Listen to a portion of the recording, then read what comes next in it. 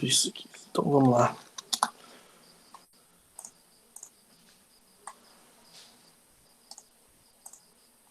Só abrindo aqui já coloco.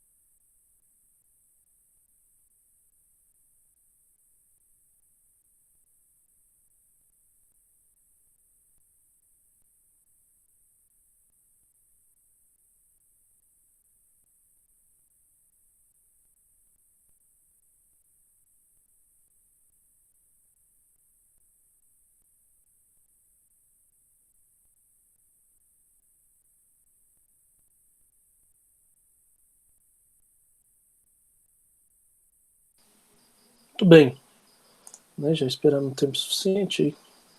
Vou passar um primeiro videozinho mais curto para a gente comentar sobre ele, com essa igreja. Depois que o pessoal chegar, tem um outro também que não é tão grande, não. E nós vamos usar eles para debater a nossa aula de hoje, certo? Então, o primeiro vídeo é sobre por que as pessoas estão saindo da igreja. Vídeo do pastor Paulo Júnior, bastante interessante. Então, vamos assistir juntos aqui enquanto o pessoal vai chegando. Isso aqui também já está gravando. Quem não assistir agora, depois pode voltar e assistir, certo? Segundo estatísticas feitas por especialistas, dizem que 20% dos evangélicos não estão ligados a nenhuma igreja. 20% de todos aqueles que professam fé em Deus, nós temos aí quase 50 milhões de evangélicos no Brasil. Qual é o motivo das pessoas estarem abandonando a igreja para seguir uma carreira solo? Qual é o motivo desse fenômeno? Eu vou abordar aqui 3 grupos. para você entender a razão pela qual está fazendo eles se afastarem da igreja. O primeiro grupo, tornaram-se desigrejados pelas feridas causadas pela igreja ou pelas igrejas que passaram. Muitos não estão envolvidos mais em uma igreja, não estão integrados mais em uma comunidade, não estão mais envolvidos, decidiram se desigrejar, se desvincular, por causa das feridas causadas pelas igrejas em que estiveram. Pessoas que ficaram durante anos convivendo com falsidade, engano, assistindo escândalos, corrupção, pessoas que foram pressionadas, oprimidas, enganadas, saqueadas, despojadas. Essas pessoas, durante todo esse tempo, foram extremamente machucadas por líderes, pastores, membros inescrupulosos, pessoas desonestas. Isso causou o quê? Causou um trauma nessas pessoas. Elas estão com trauma da igreja, trauma de púlpito, trauma de culto, trauma de comunhão, trauma de reunião de conselho, trauma de reunião de sínodo, trauma de assembleia, trauma de disciplina, trauma. Então elas não querem nem saber de igreja, não querem nem mencionar de igreja. Essas estão tristes, presta atenção, elas não estão tristes com Deus, não estão decepcionadas com Deus, não estão magoadas com Deus, elas não abandonaram Deus, elas estão tristes com a hipocrisia da igreja, elas estão feridas com a hipocrisia da igreja, elas estão magoadas com a hipocrisia, a falsidade da igreja. Por conta disso, decidiram não mais cultuar. Eu cansei de sofrer, eu cansei de mentira, eu cansei de escândalo, eu cansei de hipocrisia, eu não quero mais falar de igreja. Todavia ela não está triste com Deus, mas com a igreja. Esse é o primeiro grupo que se tornou desigrejado. A causa, trauma pelos danos causados pela igreja. O segundo grupo que se tornou desigrejado, qual foi a causa? Esses são aqueles que tiveram seus olhos abertos, estavam no engano, estavam cultuando em seitas, estavam adorando um falso Deus, estavam lá no movimento neopentecostal, estavam lá participando de bruxaria, de atos bizarros, hediondos, servindo a campanhas, a falsos profetas. E o que aconteceu? Pela internet, assistindo sermões, assistindo pregadores expositivos, John MacArthur, Paul Washer, Joel Bick, Hernandes, lendo livros, Martyn Lloyd-Jones, John Owen, Richard Baxter, Charles Spurgeon, lendo as escrituras, outras pelo poder, o toque, a iluminação do Espírito Santo, pum! Tiveram seus olhos abertos e viram que estavam no engano, que estava servindo uma celeuma de heresias, e que fizeram? Abandonaram, saíram desses redutos, saíram desses bordéis da fé, saíram dessas espeluncas gospel, saíram desses muquifos evangélicos, saíram correndo, pegaram a vassoura e quase voaram, deram fora. E por que se tornaram desigrejados? Ao se deparar com a verdade, querido, porque o dia que você lê David Martyn Lloyd-Jones, o dia que você lê Charles Haddon Spurgeon, o dia que você lê John Owen, o dia que você lê Jonathan Edwards, e você estiver fazendo parte desse circo, você vai ter um choque. Essas pessoas tiveram um choque. Aí sabe o que elas fizeram? Abandonaram essas igrejas. E o que aconteceu? Eles passaram por várias igrejas, na tentativa de encontrar uma denominação bíblica. Esses são honestos, transparentes, mas às vezes A situação geográfica dele não permitiu, ele não conseguiu uma igreja bíblica. Tem regiões, acredite você ou não, cidades, vilarejos, municípios, estados, que você não encontra uma igreja saudável, meu querido. E até alguma histórica. Você vai no culto, tem mais mosca do que gente no culto. E quando vai, começa a bocejar e dormir. E a membresia, o mais novo, tem 83 anos. Que ninguém aguenta o negócio. Está cantando. Mais que a neve. Não dá. E esses decidiram em quê? Já que não tem uma igreja, vou cultuar em casa, vou assistir sermão, vou comprar livro, vou tentar fazer culto familiar. O segundo grupo é por falta, se tornou desigrejado por falta de encontrar uma igreja saudável.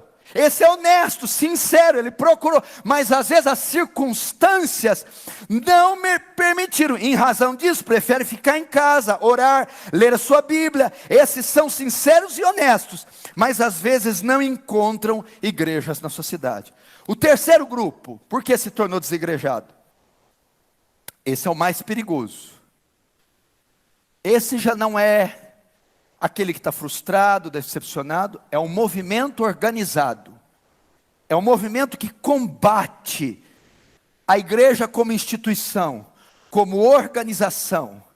É um grupo organizado que combate a igreja como instituição. Diz, igreja institucionalizada é uma invenção de Constantino.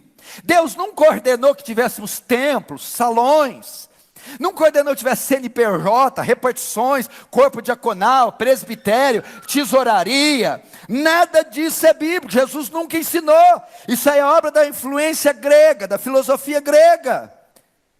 As igrejas hoje se tornaram empresas. Não existe hall de membros, seminário.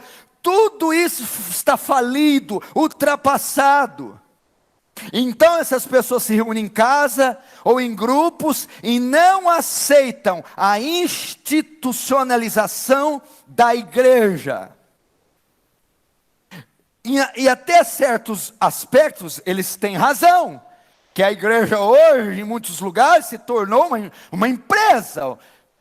Pequenas igrejas, grandes negócios, o business do Senhor. O negócio virou a coisa, não deu certo no vestibular, meu filho, abre igreja. Abre igreja, grita, sapateia, que o Lajã vai vir. E eu entendo que funciona como um robô, uma máquina de fazer dinheiro. Mas nem por isso, ao jogar a água fora, jogue o bebê também. Então, esses três grupos se tornaram desigrejados, e essas são as três razões.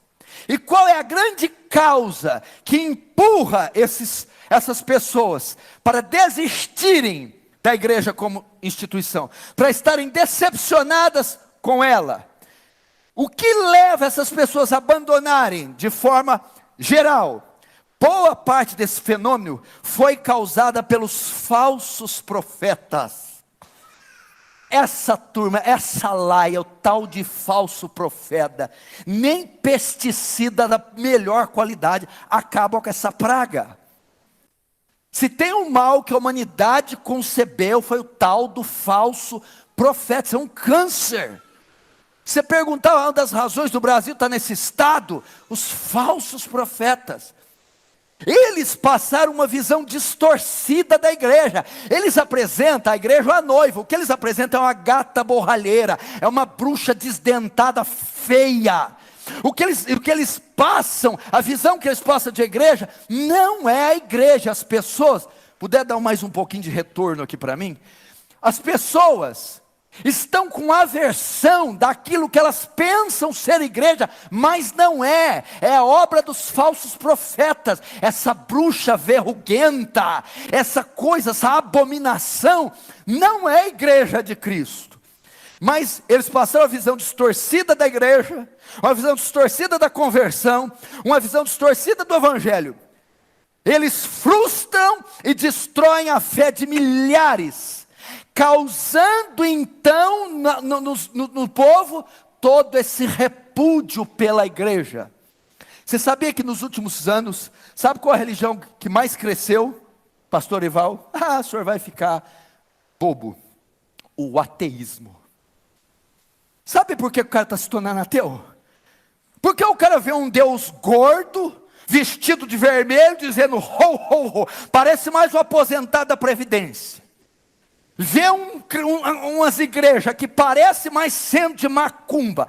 Vê um Deus covarde, um Deus inócuo, um Deus capacho que tem que ficar despachando bênção para crente caprichoso. Sim, crente, o que você quer? Eu quero uma casa. Tá, eu vou lá pegar a casa. O cara prefere virar ateu do que crer numa aberração. Então, os falsos profetas têm apresentado tanto ao povo de Deus quanto ao mundo um falso Deus, uma falsa igreja, um falso evangelho, de forma que tem causado repúdio tanto nos irmãos em Cristo quanto nos ímpios. Então é melhor não congregar. Vou te dar um exemplo aqui. Ficar sem comer muitos dias é bom ou é ruim? Ruim, né? Ficar sem comer é ruim, não é? 20 dias sem comer é ruim? Qual é pior? Ficar sem comer ou comer lixo? Qual é pior? Então, muitos, na ansiedade, na tentativa de não comer o lixo, estão preferindo ficar sem comer. Desigrejados.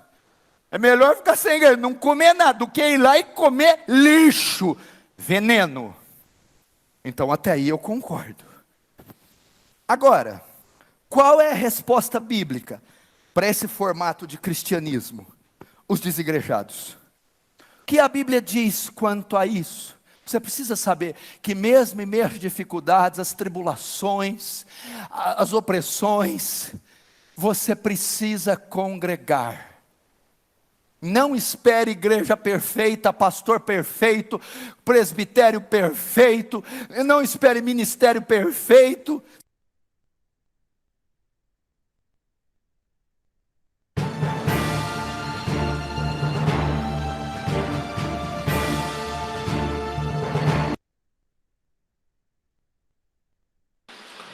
Muito bem, então, aí uma palhinha do pastor Paulo Júnior.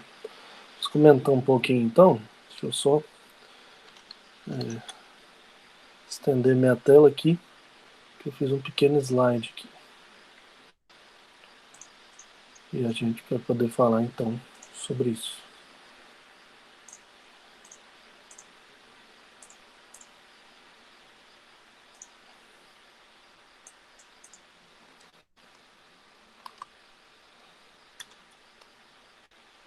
Mais alguém parece que entrou aqui. Muito bem. Então, bastante interessante o que ele fala, né? É uma temática muito interessante que a gente debate, já que a gente está falando de igreja, eclesiologia, né? O motivo das pessoas estarem saindo da igreja, né? O que está levando as pessoas a saírem da igreja, né?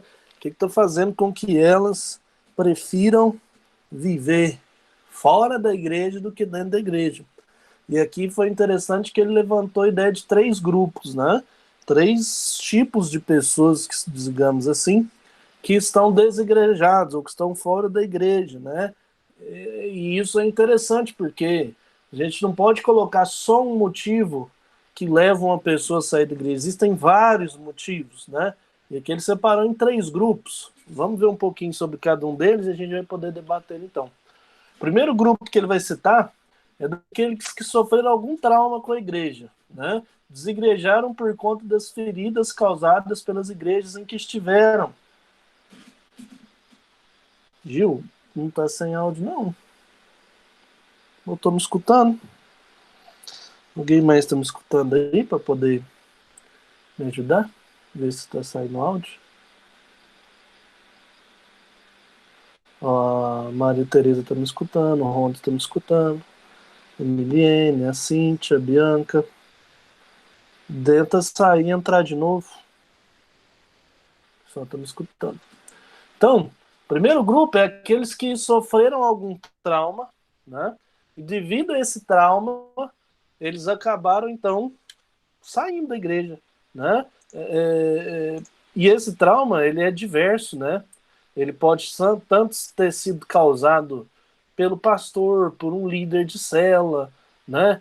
A causa desse trauma pode ter sido um evento até que foi, digamos assim, sem maldade, né? Mas existem pessoas que simplesmente se desgastaram bastante dentro da igreja, né? Eles tiveram feridas muito grandes dentro da igreja. Elas estão tristes muitas vezes com a hipocrisia da igreja, não com Deus, né? Elas ainda buscam a Deus nos seus lares, né, com sua família, mas elas ficaram tristes ou decepcionadas por conta da hipocrisia da igreja que elas tiveram. Irmão, até em igrejas abençoadas, até em igrejas santas, bíblicas, às vezes acontece, né, um mal entendido, alguma coisa. Imagina se o pastor ou se a igreja está cheia de pessoas mau caráter, né? Então, existem de fato pessoas que hoje estão afastadas da igreja por conta de alguns traumas que elas tiveram, seja com a própria família que frequentava a igreja, ou com o pastor, ou com o líder. Um trauma as afastou, né? É, tem, tem amigos meus, por exemplo, que até hoje a gente batalha para eles voltar para a igreja, mas ficaram muito magoados com o que o pastor falou para eles, né? Porque eles foram em determinado lugar que não podia, o pastor pegou pesado com eles, né? Lógico que não justifica o pastor, né, agir do jeito que agiu. Lembra que a gente comentou ontem, né? Existe a palavra certa no momento certo para a pessoa certa. Muitas vezes, quando a gente perde essa sabedoria, o pastor às vezes perde a sabedoria, porque também é humano, que também comete erros, ele pode acabar gerando esses traumas nos irmãos, né? É importante que nós, se eu, você, sabemos de alguém que tem um trauma, ou quem sabe nós mesmos temos um trauma, é importante que nós resolvamos essa questão. Que às vezes o pastor não está nem, ou o seu líder, alguém que seja, não está nem lembrando, ou não sabe que você está fora da igreja, ou que aquela pessoa está fora da igreja por causa daquele trauma. Se você sabe de uma história dessa, você precisa ajudar, né? Se você sabe que o seu pastor pisou na bola com alguém, né, e que essa pessoa tá fora, o pastor falou certo, lembra da sabedoria, né? Às vezes falta sabedoria, não é sempre que você fala certo que você está sendo sábio. Então, se você sabe de um caso desse, é muito importante que você seja um pacificador, né? Deus nos chama para ser pacificadores. Estão chegando, pastor, for pastor, sabe o irmão fulano, né, que não está vindo mais na igreja? Pois é, eu conversei com ele esses dias, e ele não está vindo porque parece que o senhor deu um puxão de orelha nele lá, além da conta, né? O senhor estava certo mesmo, ele estava errado, mas eu acho que o senhor deve ter falado com ele num dia que o senhor estava com raiva, ele está com trauma, né? Ele não está mais na igreja, né? E às vezes o senhor pudesse conversar com ele depois, né? Resolver esse mal entendido, é necessário isso acontecer, tá, pessoal? Nós temos que ser pacificadores. Outrora pode ser por conta, né, de liderança que quer ser maior que o outro, ou que beneficia um em razão de outros, né? Então, isso muito acontece e acaba que muitas pessoas que estão fora da igreja estão decepcionadas com Deus, estão decepcionadas com a igreja, né? Por causa que a igreja, em algum momento, né, foi hipócrita com aquela pessoa, o líder foi hipócrita, ou quem sabe até o pastor. Lembrando que não é justificativa para uma pessoa estar fora da igreja totalmente, né? Mas quem sabe essa pessoa foi igreja atrás de igreja sofrendo traumas, né? E isso acabou gerando esse grande trauma dentro dela. Se você conhece pessoas assim, é papel seu tentar conciliar essas pessoas com a igreja, né? Para que elas voltem a congregar no corpo, que é muito importante nós congregarmos juntos. Então, isso é muito grande, tá? Eu conheço pessoas que têm esses traumas, né? Esses dias para trás, fiquei sabendo que tinha um irmão que tinha um trauma comigo, né? Olha que louco, comigo e com meu pai, por causa de uma situação que aconteceu há, tipo, mais de 10 anos atrás, né? mais que mais de 10 anos atrás, e desde então ele não vem na igreja mais. Irmão, é óbvio que tem gente que usa de muleta, né? Para justificar não ir na igreja e viver uma vida mundana. Eu não estou dizendo desses que abrem mão da igreja para uma vida mundana porque se traumatizaram. Estou dizendo daqueles que continuam cristãos, continuam lendo a Bíblia, cultuando a Deus, mas que estão entristecidos com o sistema, com a igreja, né, com o pastor, e por isso estão aí desigrejados. Nós precisamos ir atrás dessas pessoas, né? E conversar, e tentar ser conciliador, mesmo que não tenha sido você a causa dela sair da igreja, você pode ser um conciliador, né? Nem que seja chamar essa pessoa para sua cela, né? Para começar a congregar ali com os irmãos na cela. É importante você ter esse feeling, né? Existem pessoas que estão fora da igreja porque sofreram traumas. Não são poucas. E o filho de pastor, que 60% estão nessa, só que aí é o contrário, né? Às vezes a decepção não é com o pastor, é com a igreja, os membros, né? Uma cobrança excessiva, uma cobrança, né, além dos padrões, ou quem sabe os pais obrigando os filhos a viverem algo que eles não querem, ou um padrão que eles não têm, simplesmente para não passar vergonha, né? Existem muitos casos assim, tá? Pastores que, às vezes, né, agem mal com os filhos porque colocam a igreja em primeiro lugar, né? Agem mal com os filhos porque acham que a igreja é mais importante que a família, às vezes colocam o filho para fora de casa por causa de algum erro ou por causa de alguma discordância com a Bíblia, com a igreja, e isso é extremamente errado, né? Porque antes da igreja vem a família. Família, como diz o lema aí, pelo menos das nossas igrejas, família é a célula principal, né? E infelizmente, né, amanhã depois você pode se tornar um pastor, ou você tem contato com pastores, né?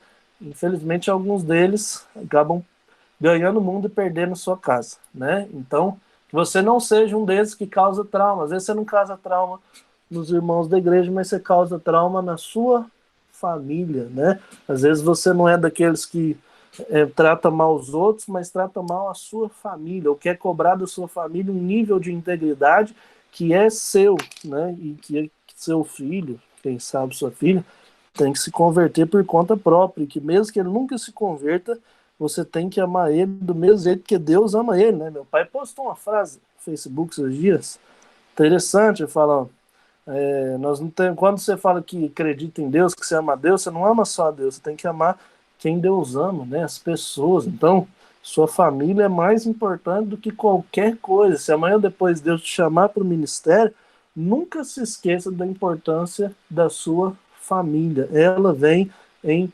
primeiro lugar, certo? E se porventura, né, Deus me livre, mas seu filho não quiser seguir os passos de Deus, se rebelar, você tem que mostrar amor para ele. Através do amor, você vai conseguir reconquistar ele, né? Nunca deixar de negligenciar, de ensinar, mas com certeza atos extremos, como botar o filho para fora de casa, ou envergonhá-lo na frente da igreja, né? Falar alguma coisa sobre ele na frente da igreja, com certeza isso vai trazer muito mais traumas do que soluções e pode gerar aí problemas futuros, né? Então, é um grupo que precisa ter muito cuidado. E eu falo isso para você hoje, que acho que ninguém aqui é pastor ainda, né? Que se um dia Deus te convocar para esse ministério, você nunca esqueça que a sua família vem em primeiro lugar, certo? E que seus filhos têm a vida deles, que jamais você deve envergonhá-los em frente da igreja ou expulsá-los de casa porque você não concorda com alguma atitude deles, né? Lógico que tem que ter limites, tem que colocar regras, mas existem atitudes que geram traumas, e traumas muitas vezes são muito difíceis de serem curados. Quem sabe Deus tem esse ministério para você, né? Curar traumas, ser um pacificador. Tudo bem, mas não são só esse tipo de pessoas. Existem também aquelas pessoas que tiveram seus olhos abertos. Como assim, professor? Tiveram seus olhos abertos? Elas começaram a estudar a Bíblia, a assistir sermões de pastores que de fato são exegéticos, né? Que pregam aí a Bíblia de fato, a verdade bíblica, né? Vários pastores, Paul Washer, né? o Lloyd Jones, né? Vários livros também sobre esses pastores. E quando você escuta essas palavras, lê livros de fatos exegéticos, faz uma leitura profunda da Bíblia, meu amigo, muita igreja vai acabar caindo no descaso, vai acabar sendo vergonha, né? Muitos, ao estudar a Escritura, assistir pregações de pastores de fato estudados, exegéticos, essa pessoa ela começa a enxergar que ela está vendo heresia, né? Que a igreja dela estava com atitudes que são quase que, ou melhor dizendo, sincréticas, né? Sincretismo, né?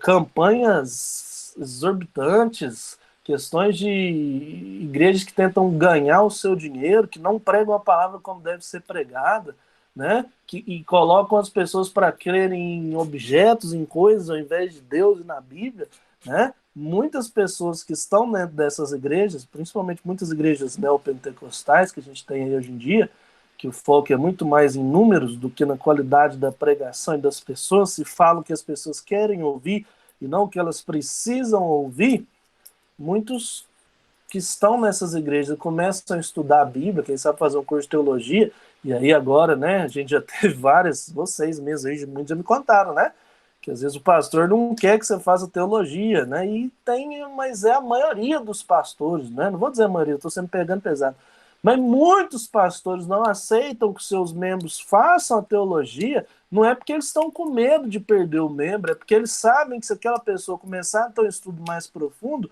provavelmente ela vai notar coisas ali dentro daquela igreja que estão erradas, que precisam ser organizadas, ou quem sabe elas vão perceber que o pastor não tem conhecimento nenhum da Bíblia, né? Não sabe fazer uma exegese correta, não tem ali uma dialética boa, uma fala boa para lidar com as pessoas, não prega a verdade, não fala o que precisa ser dito, né? Muitos que estão nessas igrejas acabam se decepcionando, veem que estão vivendo uma verdadeira heresia e aí acabam, então, saindo da igreja, né? Vão se desviando, infelizmente isso acontece, né? E muitos desses não estão se desviando, digamos assim, para o mundo, mas simplesmente se decepcionaram com o sistema, com o pastor, com o tipo de pregação que se estava tendo e resolveram abandonar a igreja, estão em busca de outras igrejas, né? Não estão longe da fé de cristã, pelo contrário, estudam, leem a Bíblia, buscam Deus, oram, mas ainda não encontraram um lugar onde elas de fato veem que Deus ele é adorado e que a palavra ela é ensinada da maneira correta, não para ganhar pessoas, mas para de fato salvar vidas, né? Quem sabe isso pode ser até alguns de vocês aí se encontram nessa situação, né? Não estão na igreja porque ainda não encontraram aí uma igreja que vá ao encontro dessas necessidades. E eu te falo, quanto mais estudado você é, quanto mais conhecimento bíblico você tem, mais, digamos assim, criterioso você vai ficar, né? É lógico que isso não é justificativa para você ficar a sua vida inteira longe da igreja, mas de fato, se você não está na igreja agora, mas está buscando a Deus, é interessante que você não vá para a primeira igreja que está na esquina, simplesmente pela ideia de que você tem que congregar. Você tem que congregar, é importante. Mas já que você às vezes se encontra num estado desse, é importante que você visite igrejas e encontre a igreja de fato, que você veja que a palavra é ensinada, né? Que a Bíblia ela é a base do ensinamento ali de fato. Não estou falando um pastor que lê 2 versículos e faz uma pregação, não. Aquele que usa a Bíblia mesmo, uma palavra expositiva, uma palavra que usa a Bíblia de fato e de verdade.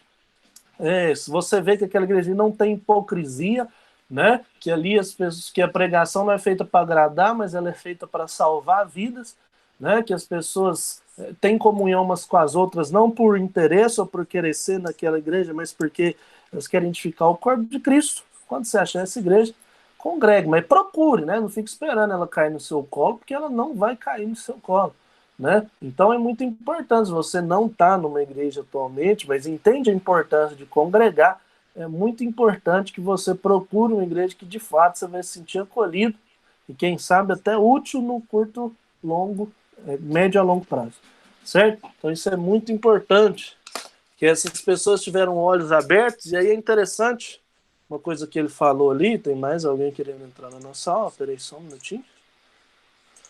Vamos lá.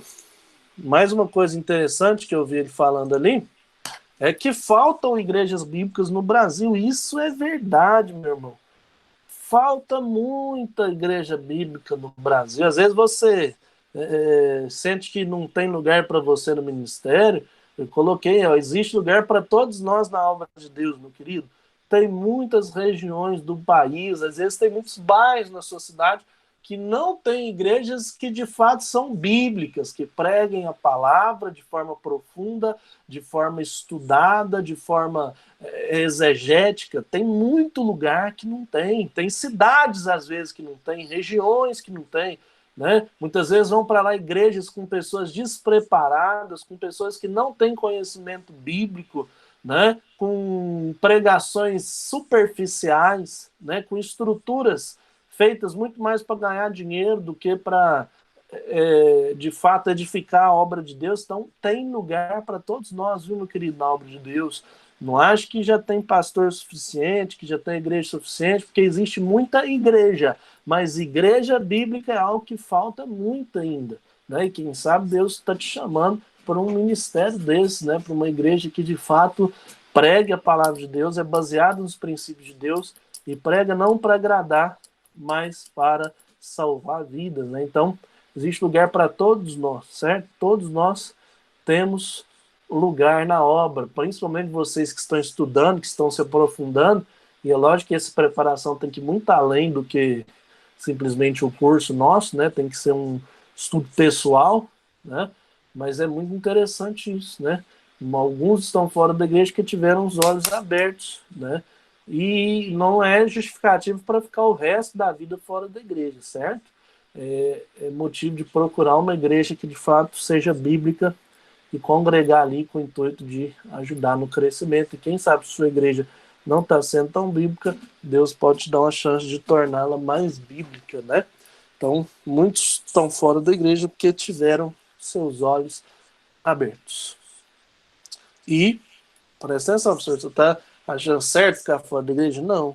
Mas se você vive numa igreja que não está sendo bíblica, de fato, às vezes é melhor você procurar outra. Não ficar fora da igreja. Ficar fora da igreja, não procurar mais, não seguir mais, porque acha que você é o dono da verdade, acha que você sabe tudo, que basta você ver a pregação do YouTube e ler um livro, aí você já vai estar errado.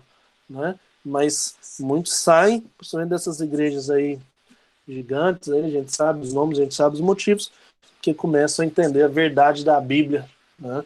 Então, isso acontece, esse é um segundo grupo de pessoas.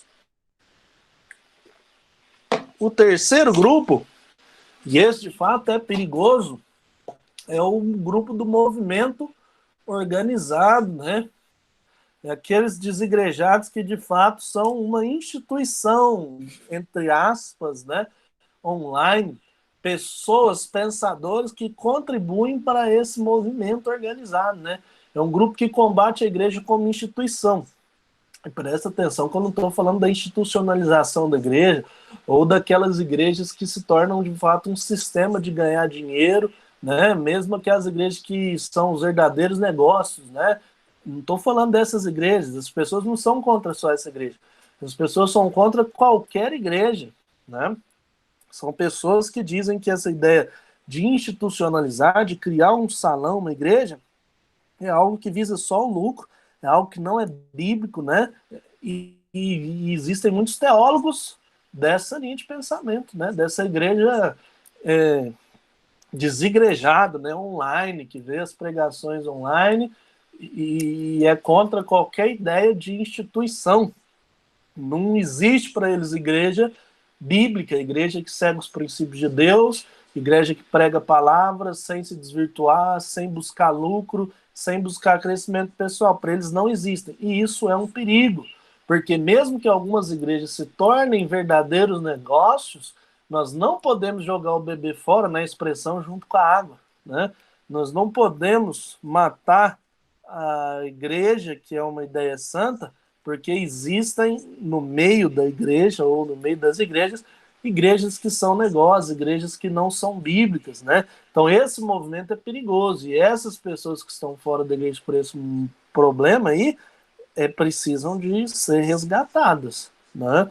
Elas estão aí na sua ideia, na sua autoconcepção que estão certas, que estão seguindo a Deus, que estão adorando a Deus, mas o pensamento, a mentalidade delas está incorreta. A Bíblia é contra esse tipo de coisa. O pastor destacou isso, né? A Bíblia destaca a importância de nós congregarmos, né?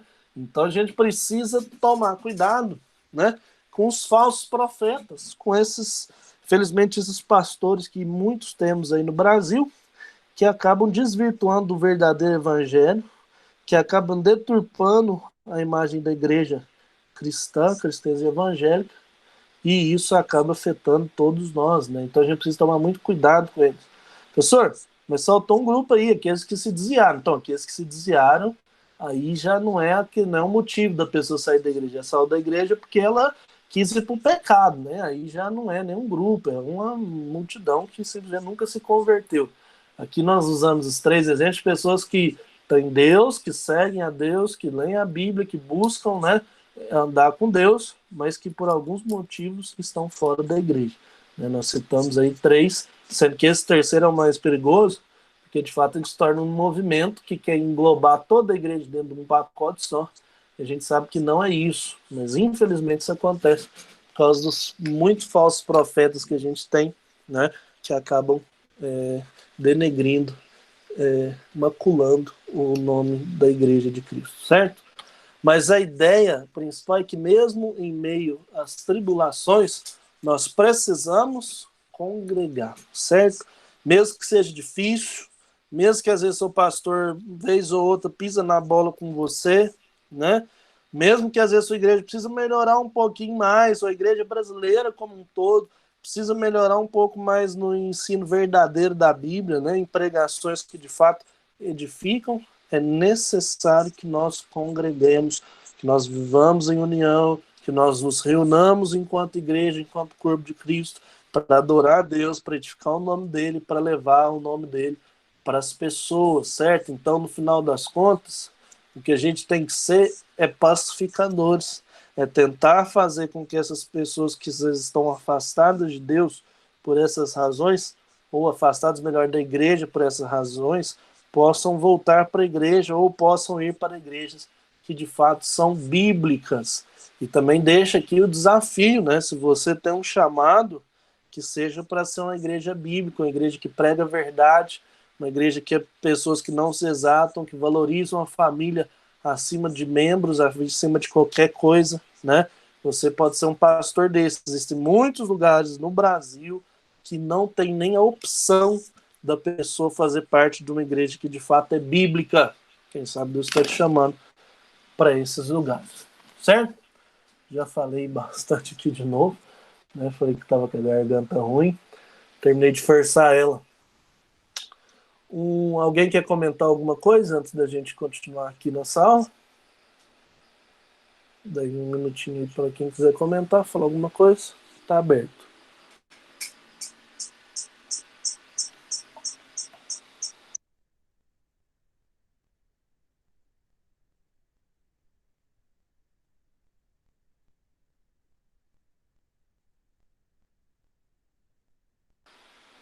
Bem, ninguém. Espero que não tenha chocado ninguém aí demais. Vamos para o nosso segundo vídeo, então, que agora ele vai falar para os pastores, né? E a gente trabalhou muito aqui a ideia de qual que é a necessidade, o que o pastor tem que ter, né? Para, de fato, ser um homem de Deus mesmo, né? Quais os requisitos que o pastor tem que ter. Existe uma outra palavra desse pastor aqui, pequenininha também, né? Mas que vai nos edificar em relação a isso. Então, vamos assistir ela aqui, porque a gargantinha já tá indo pro saco e no final a gente também comenta, certo?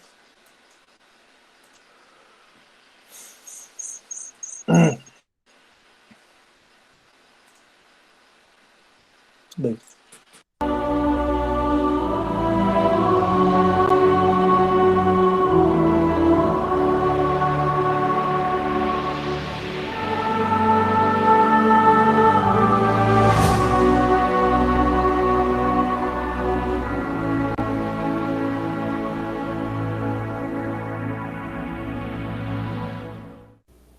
Antes de iniciarmos a parte mais importante, presta muita atenção. Por que eu abri esses 2 capítulos? Todos vocês, jovens, não obreiros, obreiros, pastores, a todos nós, isso é muito importante.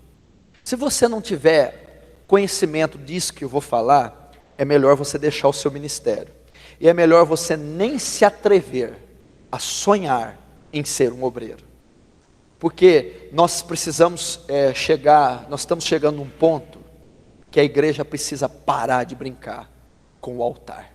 Antes que Deus perca a paciência e fulmine a todos nós. E agora eu não estou brincando. Nós precisamos entender o que é ser um sacerdote e um ministro. Nós precisamos entender e parar com esse oba-oba. Parar de humanizar a Deus. Quando ele diz assim, não usareis o nome do teu Deus em vão. É exatamente o que nós estamos fazendo.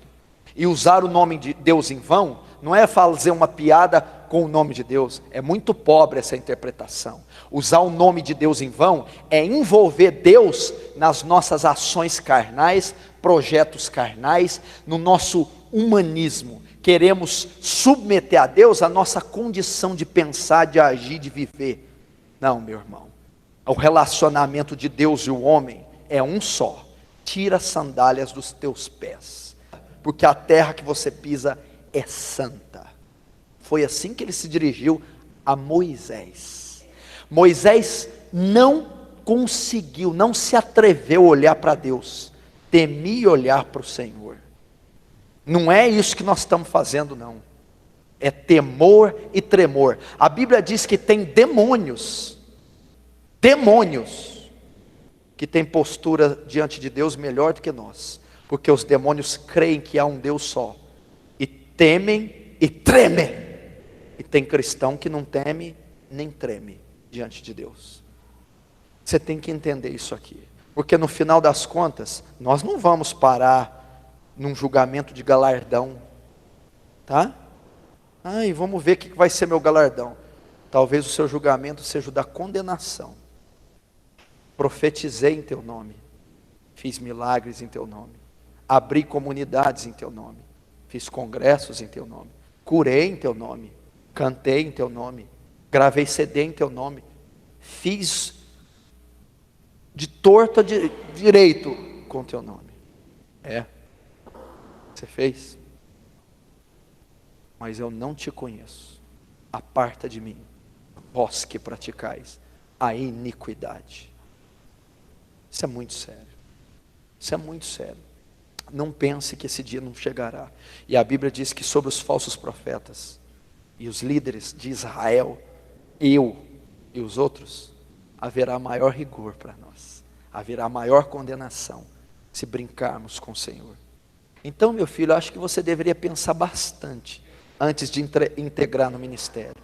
Você já viu a responsabilidade de você assumir a vice-presidência de uma Vale do Rio Doce, de uma Coca-Cola, de uma Tramontina, de uma Philips? Se assumisse a presidência ou a vice de uma reitoria, de uma grande universidade, seria uma tremenda responsabilidade. Mas nenhuma responsabilidade compare-se à responsabilidade do sacerdócio cristão. Porque enquanto todos esses cargos de altíssima importância lidam com algo terreno, você, simples obreiro, está lidando com almas eternas, que não têm preço, que não se limitam a este século. E Deus vai pedir a conta de cada uma delas a você no dia do juízo. Por isso eu li essas duas coisas. Por que eu tenho que saber isso antes de saber sobre o ser obreiro? Porque o obreiro tem que saber que ele lida com duas coisas, para ele ter temor. Primeiro, a Deus. Segundo, as almas. Primeiro, a Deus. Nadab e Abiú eram dois obreiros, eram dois sacerdotes. E a Bíblia diz que eles foram exercer o ofício deles sem condição. A Bíblia não diz, é engraçado que essa característica de Deus ninguém prega, a ira de Deus. o juízo de Deus. Sabe o que Deus os fez? Não os colocou de lado, não deu uma penitência a eles, os matou. Fogo estranho, matou Nadab e Abiú, os filhos de Arão, da tribo de Levi. É assim que Deus enxerga um obreiro despreparado. Então por que Deus não me matou ainda? Está morto espiritualmente, faz tempo. Então primeiro eu tenho que entender que o ministério, em primeira instância, em primeiro lugar, ele é para Deus. Ele não é feito para o homem, nem para uma instituição física, civil, filantrópica. É feito para o céu, é feito para o eterno, é feito para aquele que escreveu as leis em rochas, é feito para aquele que criou os céus e a terra com o sopro da sua boca, é feito com aquele que é alicerçado em juízo e justiça, é a base do seu trono, o Salmo descreve. É aquele que está num trono de glória. Define para mim a natureza do que é glória. Traz uma definição para mim do que é glória. Deus é um Deus feito de glória, não há definição. Deus é santo, significa ímpar, separado, justo, totalmente envolvido em outra esfera, infinitamente superior à sua. Então, em primeiro lugar, o ministério é exercido a Deus. Deus, o Todo-Poderoso. O ministério não é feito para nós, igreja não é aberta para nós, o título não é para nós, não tem nada do homem quando diz respeito ao ministério, porque dele e por ele e para ele são todas as coisas. Glória, pois, a ele eternamente, amém. Então, é para ele, não é para mim, não é para você. O púlpito não é uma vitrine, não é uma exibição do seu talento vocal, musical, teológico, escatológico. O púlpito é nada mais do que a referência de um altar, e você simplesmente é o sacrifício depositado nesse altar.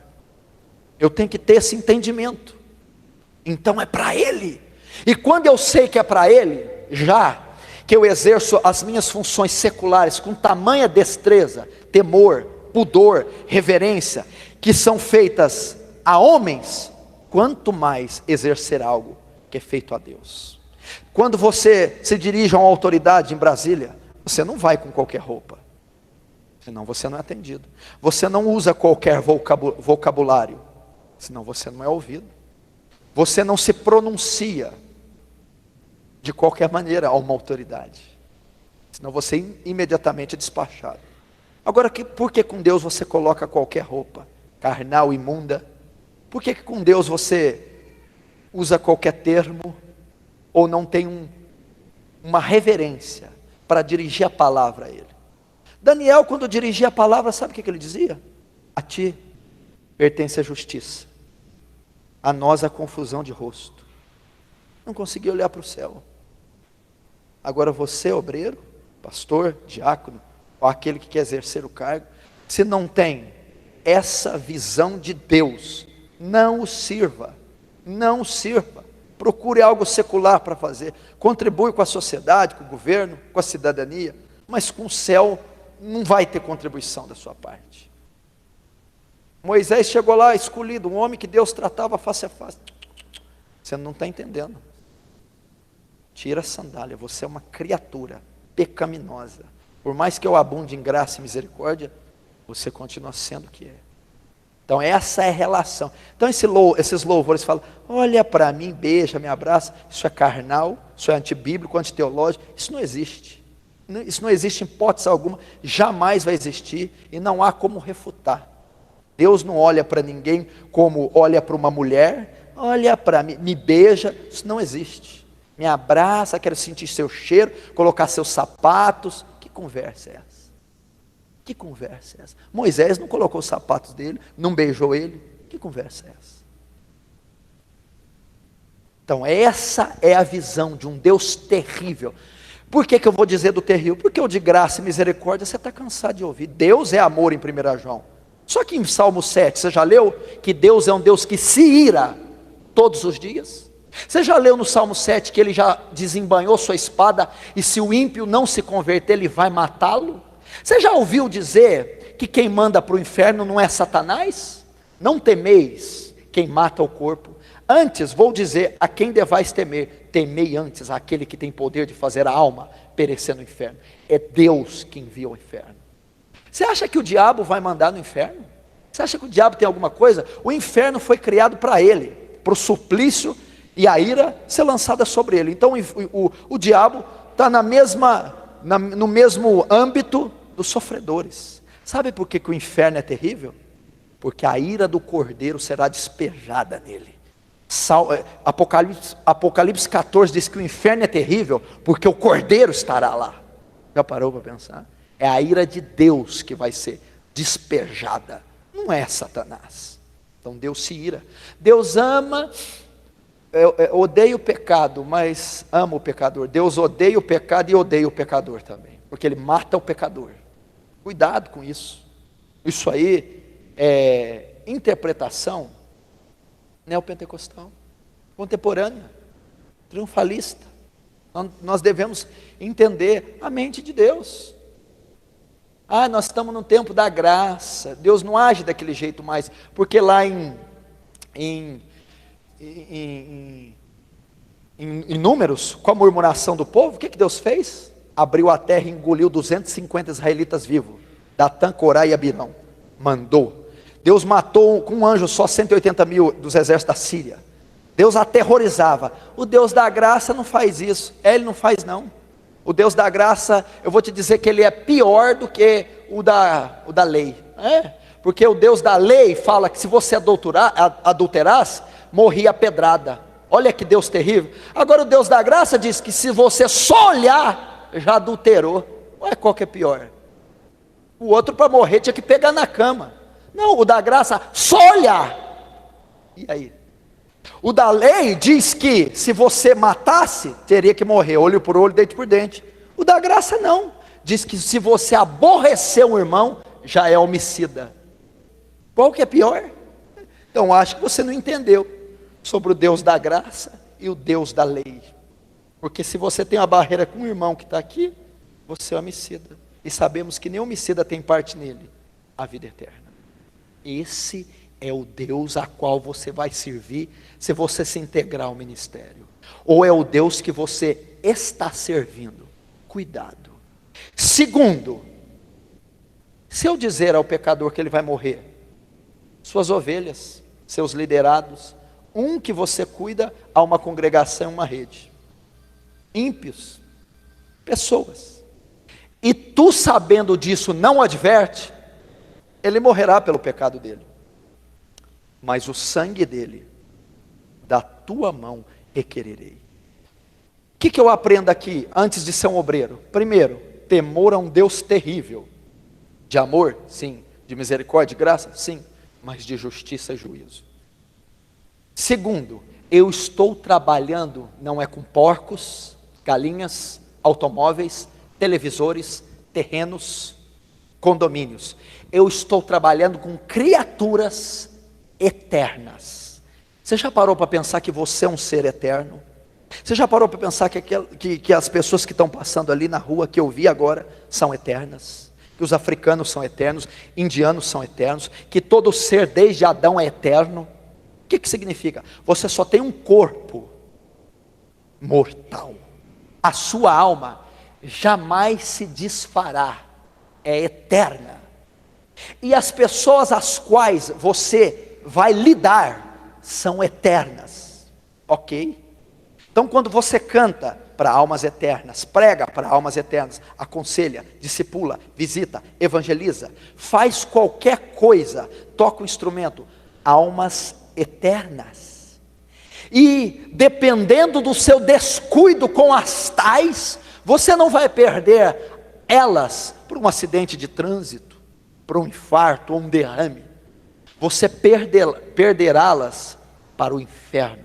E elas estarão por culpa sua, não por 1 milhão de anos, não por 10 milhões, não por 100 milhões, não por 1 bilhão de anos, nem 1 trilhão, nem 1 zilhão. Elas estarão para toda a eternidade. E o sangue delas cobrarei da sua mão. Então é muito sério o ministério. São almas eternas que nunca se desfarão. Então olha o cuidado que eu devo ter antes de exercer, ou se eu estou exercendo um ministério. Quantas que já passaram na nossa mão e já morreram? Quantas que já morreram sem Cristo? Quantas que se perderam por negligência, omissão, incompetência e responsabilidade nossa, e se morrerem nesse instante que estão lá servindo ao mundo e ao inferno, nós seremos os culpados.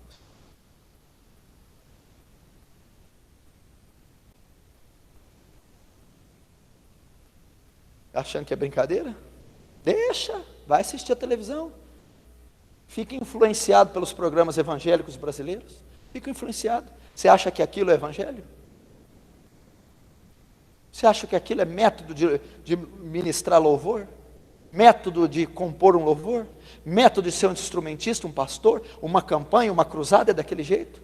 Aquilo está ligado a marketing, merchandising, política, parlamento, maçonaria, popularidade, ramificação da placa. Não tem nada a ver com o evangelho de Jesus Cristo. Meu irmão, você não tem ideia, esses líderes, o que será o trono do julgamento para esses homens? Você não tem ideia. Deixa eu dizer algo aqui, está tenso, né? Tá forte, mas é para ser assim. Deixa eu dizer uma coisa aqui. Você acha que o julgamento de Adolf Hitler vai ser feio? Adolf Hitler foi responsável pela morte de 6 milhões de judeus. Mussolini, Stalin, Marx, Lenin, Joseph Mengele. Você acha que vão ser responsáveis? São os maiores assassinos que essa terra já teve. São as pessoas da pior espécie. Mas deixa eu te dizer uma coisa. O julgamento deles não vai ser tão árduo como o julgamento dos falsos líderes. Por quê? Porque esses aí só mataram corpos. Creio que Hitler levou muito judeu para o céu.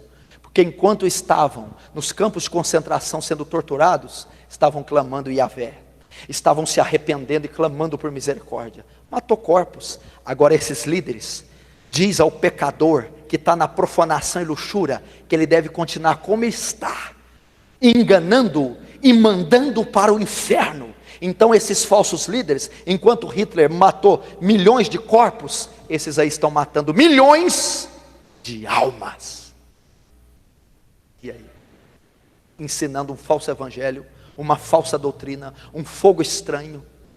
Não queira, meu irmão, sonhar como vai ser o dia do julgamento para esses leões de chácara, para esses falsos obreiros e falsos apóstolos, porque eles vão dar conta de cada alma. Porque a Bíblia diz assim: ai daquele que fizer um só desses pequeninos se desviar do caminho. Seria melhor que amarrasse uma pedra com uma corda no pescoço e lançado no fundo do mar. A palavra do Senhor diz isso. E eu tenho que ter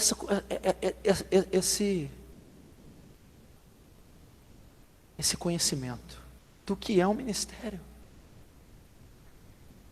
Antes de subir num púlpito, como é que está a minha vida? Quanto tempo você passou em oração para cantar? Para pregar? Para aconselhar? Quanto da Bíblia você estudou para ter princípio bíblico e não falar coisa da carne ou das ciências sociais? Como é que é? Passou a semana inteira vendo novela, TV, internet, paquerando, passando a mão. E depois foi louvar, ministrar, pregar, cantar. É o ministério de Nadab e Abiú. É o ministério de Nadab e Abiú. Olha a responsabilidade. E nós não podemos ser demais maduros para dizer: isso aí eu tenho ouvido desde que nasci. Talvez nunca ouviu desde que nasceu. Nós temos que ser inocentes, sinceros e puros como crianças. Porque eu tenho pregado o Brasil todo, tenho vivido um evangelho na medida do possível, verdadeiro. Mas toda vez que eu sou advertido pela palavra ou por um homem de Deus, eu me curvo e me dobro e reconheço a minha falha, seja quem for. Aí está a nobreza de um homem de Deus. Não está em dizer que sabe tudo, e sim de reconhecer quando não sabe, quando não tem condição, quando está em falta com Deus. Quando diz, tenho que rever minha vida, porque o meu ministério até hoje pode ter sido feno, palha, restolho, vai queimar pelo fogo, não é pedra preciosa, não é ouro, está edificado sobre a areia. Porque não adianta você ter quantidade e você não ter qualidade. Então é preferível ter uma igreja com 1000, só com um salvo, ou uma igreja com 10 e 10 salvos? No final das contas, a igreja de 10 prevaleceu sobre a de 1000, porque tinha um pastorzinho humilde, apto, na frente dos 10. É isso que é importante. Quem te disse que Deus está ligado a números? Quem te disse que Deus está ligado a números? A Bíblia diz assim, escuta esse versículo: ainda que Israel seja como a areia do mar, só o remanescente será salvo. Porfiai por entrar na porta estreita, porque são poucos os que vão passar por ela. Jesus já profetizou 2000 anos, nem que você quiser, você muda essa profecia, nem que você chamar uma construtora para largar a porta, para tentar passar mais gente, não vai passar. São poucos os que passarão por ela. Ele não está ligado a números. Pare com a numerolatria. Eu preciso crescer, eu preciso. E essa numerolatria tem acabado com a igreja brasileira, porque todo mundo quer crescer, e estão como um rolo compressor passando por cima dos princípios bíblicos e teológicos.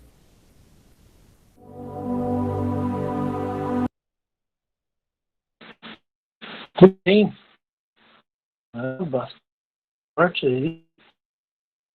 Falar bastante.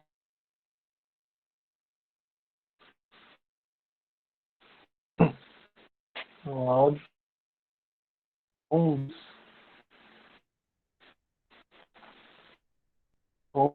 Ele ficou ruim. Som. 1, 2, som. Beleza. Então, bastante interessante, reflexivo, o que o pastor fala para nós, né? Porque, de fato, ser chamado para o ministério é uma responsabilidade. E o que importa não são números, né? Mas é a nossa dedicação, é a nossa vida com Deus, é o que eu falei. Pregar um evangelho verdadeiro, né? Igreja no Brasil tem muita, não, aí você pode pensar, não precisa de mim. Precisa, porque precisa de pastores, precisam de igrejas que de fato pregam o evangelho, que de fato levam a palavra de Deus a sério, né? Que não negociam os princípios bíblicos, que pregam o que precisa ser pregado, que exortam quando precisa ser exortado, né? Hoje a gente vive um evangelho muito do paz e amor, né? E às vezes nós estamos esquecendo que Deus também é justiça, né? E que Ele vai cobrar das nossas mãos essa justiça. Então, achei bastante interessante aí, bate meio pesado, mas é essa ideia aí mesmo, né? Se nós não tomarmos cuidado, né, é melhor que nem sejamos ministros, mas se nós temos o chamado para sermos ministros, nós temos que tomar cuidado para levar o verdadeiro evangelho de Deus para as pessoas, né? Levar a palavra da verdade para as pessoas, o evangelho justo. É melhor uma igreja com 20 pessoas, com 10 pessoas, que de fato tem um verdadeiro evangelho, que de fato pregam a palavra de Deus ali sem abrir mão, do que uma igreja de 1000, 2000 pessoas que abre mão de princípios, que prega coisas para tocar o coração das pessoas nos sentimentos, mas esquecendo-se das verdades bíblicas, né? Que às vezes leva uma palavra para confortar um coração, mas que esquece também de confortar a alma, né? De salvar a alma daquela pessoa. Então, nós precisamos de igrejas que preguem a Bíblia. Você que é líder de célula, você que faz parte de célula, você que recebe oportunidade de pregar para as pessoas, ou pregar em célula na igreja, você precisa começar a ter isso em mente. Você precisa levar o evangelho verdadeiro de Deus para as pessoas, né? Não um evangelho de autoajuda, né? De autoajuda nós temos livros de psicólogos aí muito melhores do que qualquer coisa que nós vamos poder falar. Aquilo que nós estamos capacitados por Deus para fazer é levar a palavra da salvação, que Cristo morreu por nós na cruz, que nós precisamos arrepender dos nossos pecados e ser salvos, né? Então eu acho bastante pertinente isso aí. Creio que verei muitos de vocês aí amanhã ou depois do ministério, né? Servindo a Deus aí como obreiros e que nunca vão esquecer desses princípios, né? Que nunca vão levar fogo estranho para o altar de Deus, mas que vão levar a palavra de Deus, a Bíblia, né? Que vão andar ali sempre com a Bíblia como referencial e que vão levar uma palavra de sabedoria para as pessoas, né? Vão fazer diferença aí no evangelho brasileiro, fazer diferença em Uberlândia, no Brasil, levando salvação, não levando autoajuda, louvando a Deus com louvores que exaltam o nome de Deus e não que exaltam pessoas, né? Ou que sejam músicas aí de autoajuda. Nós precisamos então começar a ter essa mentalidade, que eu tenho certeza que assim nós vamos conseguir vencer, né? Ele falou de muitas questões aí pertinentes, né? E que é para a gente refletir sobre mesmo, para a gente ter esse cuidado e levar essa palavra de Deus adiante, né? A gente tem uma responsabilidade e nós não podemos negligenciar com ela, certo? Então, é isso que eu queria falar para vocês hoje, tá aí praticamente no final da nossa aula. Já tirei aqui um print das pessoas presentes. Acho que é isso. Alguém tem alguma dúvida, quer fazer um comentário? Sinta-se à vontade agora, nesses minutos.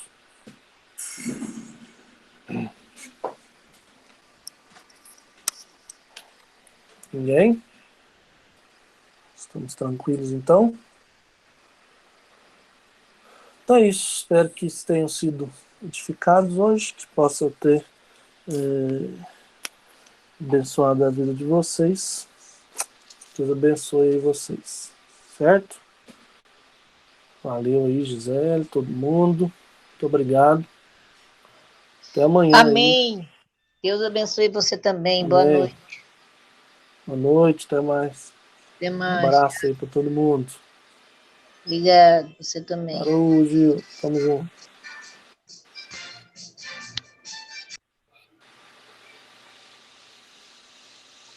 Amém. Boa noite. Com Deus. Parou. Até mais. Com Deus. Amém.